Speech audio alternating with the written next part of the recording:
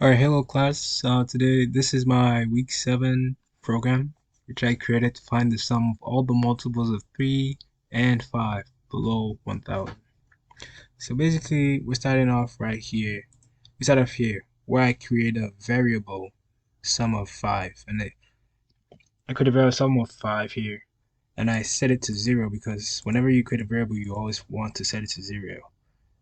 And then, as we see here, I have a for statement, and this for statement basically goes through the numbers 1 to 1000, and basically that's what it basically does. And then this if statement right here basically says that whatever x yields, that adds all the numbers from 1 to 1000, that it should divide all of them by 3 and only target the ones that have a remainder of nothing. So if I was to divide 3 by 3 to be 3.0 with the remainder of nothing, but if I did 4 divided by 3 to be like, it will be a number that still has a decimal, like 2 point something, but no, it won't. It will still have a remainder.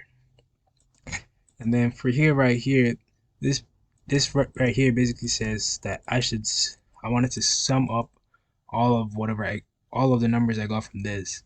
Basically sums them up to a total, and that's basically what I did for the sum of threes.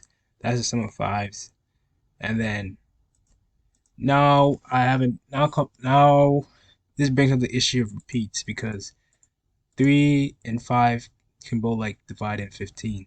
So to tackle this, I have to create a new integer called x's, and that basically it's gonna weed out the x's that I have. So I have a for statement right here, which basically says that's basically calculates a number from 1 to 1000. This if statement right here basically checks for both conditions. So it checks for both where the x is has when divided by 3 it has a remainder of 0, and when divided by 5 it has a remainder of 0. And then if I get a number like 15, it now brings it into this. It adds it here. So it totals up all those numbers. And that brings me up to my final answer, which I have a new variable right here called final answer. And this basically will be the sum of the threes and fives minus the x's. And then when I run this program, basically, this is what I get for the sum of all the multiples of 3 and 5. So yeah, that's pretty much what my program does, and yeah, that's the video. Thank you.